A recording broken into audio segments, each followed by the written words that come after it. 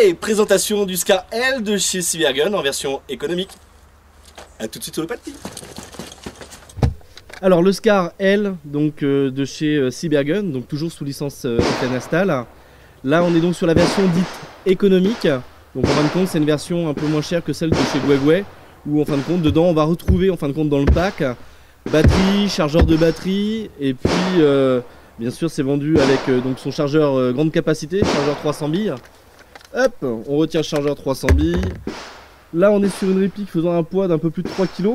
Donc ça reste quand même encore un produit relativement agréable à avoir en prise en main. Là la possibilité donc de régler hop, la crosse, encore pour s'adapter à tout type de morphologie. L'appui-joue, garde-main avant, où en fin de compte quand on relève complètement on retrouve le logement pour mettre la batterie. Donc là c'est une réplique où on peut mettre aussi une batterie lipo. Celle-là, elle accepte des batteries lipo avec des cadences un peu plus fortes. La poignée garde-main, en fin de compte, qui est donc aussi vendue dans le pack. Les différents organes de visée. Un iris, donc 22 mm sur le dessus. Vous en avez aussi sur les côtés, en dessous. Après, vous pouvez toujours placer aussi ce qu'on appelle les GLM, donc lance-grenades, en dessous.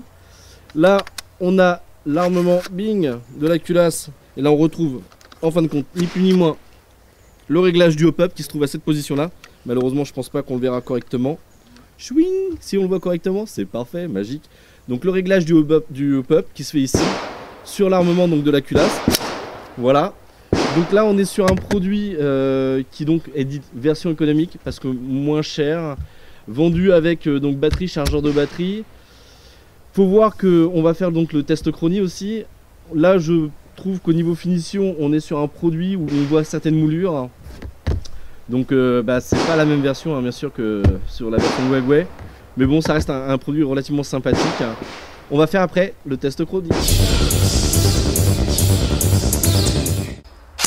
« 421, 418, 419, 418, 421 et un petit dernier pour le plaisir, 421. » Alors là, réplique à downgrader, hein, si vous voulez passer en dessous des 350 fps.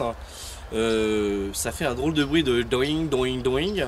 Maintenant, à downgrader quand même les gars.